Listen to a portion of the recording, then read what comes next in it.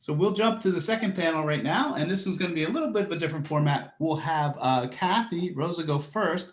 Let her explain about what she does. Have about 7 or 8 minutes here. Well, actually, up to 10 minutes, I think we're timing wise, to go through everything and what you're about. And then Tracy will come on separately to have her aspect as well. Okay, great. Hi, everybody. Thank you so much for having me today. My name is Cathy Rosa, and I'm an art therapist based out of Clinton. I own a business. It's called Embodied Art Therapy and Yoga, and I work primarily with children and adolescents. I've been doing this work for about 16 years. Before I had my own private practice here, I worked in hospitals, residentials, school settings, all different kind of places. And just after all that time, I decided that community type work is really where I wanted to be. So a little bit about art therapy. So an art therapist is a master's level, at least clinician, who is trained in counseling techniques and also visual arts, and who helps to improve the quality of life in people. So you might find art therapists in hospitals, psychiatric hospitals, nursing homes, schools, all different kinds of places. And for myself, I work in private practice. And the bulk of the kids that have come in this past year have been really a lot of kids with struggling with anxiety, depression, ADHD, and autism, and it's just skyrocketed this past year. You know, I mean, mental health issues have always been a thing, and kids have always struggled, adolescents and adults. But this year, it's just like it's just blown up. I kind of like to think about COVID as like a worldwide adjustment disorder, because really, like, we've never seen anything like this before. We've never dealt anything like this before. And it's just really hitting people pretty hard. Like the previous speakers were talking about, like that lack of connection, that loss of connection is just really hitting people. Like as mammals, we're just hardwired. We need connection. And while Zoom and these kind of things are a really nice substitute in some ways, it's just not cutting it. And it's just presented such an issue with learning, with connectiveness, and, for many, many reasons. So like I was saying, a lot of the kids that have come into my practice have been the kids that struggle with neurodiverse, not the kids that are labeled as neurodiverse or neurodivergent, so ADHD, autism, processing disorders. And a huge reason for that, I believe, is because, well, there's so many reasons, but a lot of it is they're taken out of their context, right? Like most of us, our homes are supposed to be where we go at the end of the day, after work, after school. We check out, we go home, we hang our hats, and we can relax. But now home is supposed to be the office, the school, the place where we rest. It's everything, and it's not conducive to learning whatsoever. There's no teacher there. There's a teacher, but she's on the screen. But then there's also the snacks in the corner over there, and then there's the dog, and then there's the mom or the dad who's stressed out trying to do 100 different things, including myself. and it takes a lot, with a lot of these kids. They have issues with what's called executive functioning. And if you don't have ADHD, or if you don't have any kind of neurodivergent challenges, it's basically, long story short, it's goal directed behavior, like motivated by yourself. So that might mean working memory. That might mean, oh, no kids, just imagine it. Yeah, sounds like me. So basically, taking actions on your own to get things done. And if you can imagine a kid who really has a problem with working memory, such as somebody with ADD, ADHD, okay, you have to log on. Raise your hand if you know the answer. Okay, you have to raise your hand. You have to keep in mind the answer in your head, and then you have to unmute yourself, and then you have to click this, and then you have to click that, paired with the pressure of already feeling kind of insecure with themselves. And then, I don't know. So, I mean, 10 minutes is not enough to explain all that, but that's Yeah, just, it's a nightmare. We can I live it too. With my daughter, and she's in school most of the time. She's in a private school, so she's there most of the time. And still, when she has it, it's horrible. But what I'd love to find out more, and I think everyone would, is, obviously not getting into any personal cases or anything, but what do you do when you sit down, and what type of therapy? Like, how does the art piece work? Because I know art's is huge for my daughter. It's relaxing. Everyone, the coloring book. So kind of get us into. I think it's fascinating for everyone. Will be like, what's the treatment and how that works.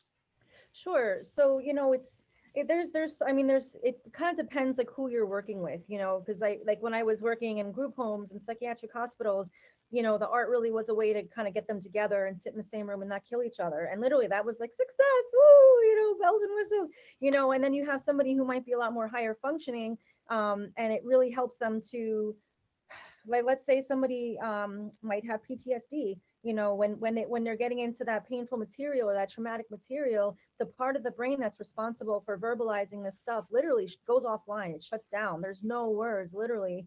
And so the art therapy or other creative arts modalities kind of allows a backdoor approach, because that part of the brain is not shut down. It's stored on the same side of the brain, those traumatic memories, so they are accessible through art making. So it kind of allows that material to get out of their system onto a piece of paper or through a sculpture or whatever they're making, and we can process that, and it's kind of externalized. For children too, it's not like you can just like sit them down on a chair. Okay, tell me about your problems. I mean, some of them you can, but really it's much more hands-on. It's more active. It's engaging. It's a way to kind of get them pulled in.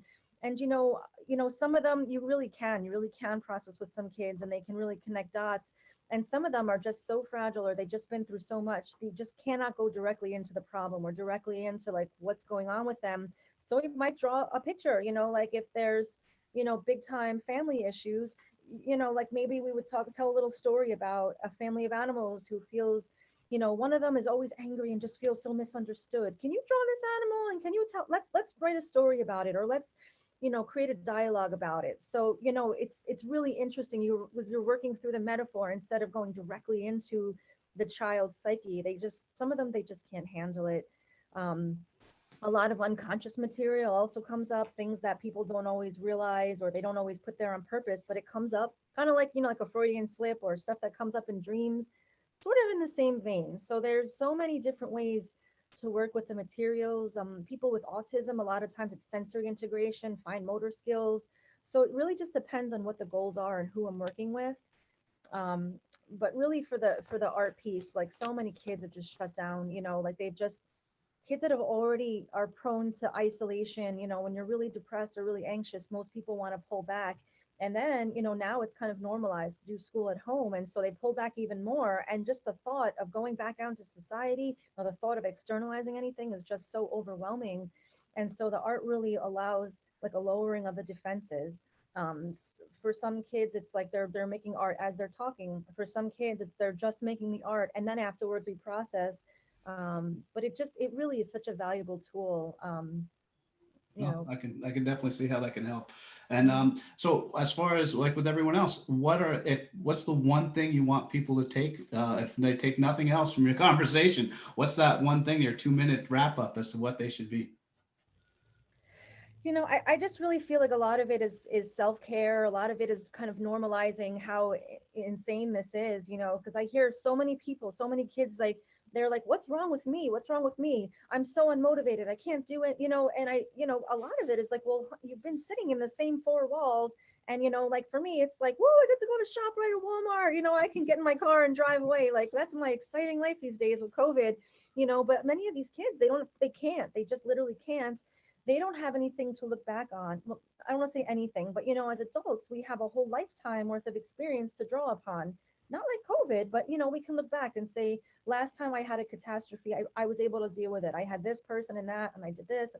Kids and adolescents, a lot of times when their world comes crumbling down, like it's for the first time, and a lot of them really, they already had underlying issues, and then with all of this stress and all of these changes, it really like it really is bringing it up to the surface. So giving these kids a safe place to just be themselves, to allow somebody else to help hold on to their issues with them and work through them, has been so powerful. If I had a magic wand and I could just make it disappear, of course we would. But sometimes really just the more adults or the more loving people and caring people they have in their lives just significantly reduces the risk for suicide and self-injury. you know um, so the more outlets these kids have and the more opportunities they have to realize, no, there's not necessarily a thing wrong with you. It's Let's look at the whole context here, and let's find ways of how we can strengthen where you need to be strengthened, and how can we help you figure out step by step, how are we going to get through this, how to keep your hope alive, and maintain wellness. As far as we're going to be posting this video up, so what was the best way to reach you? Would it be email, phone number? How would you prefer Sure. people reach you? Sure. My webpage is www.arttherapyandyoga.com.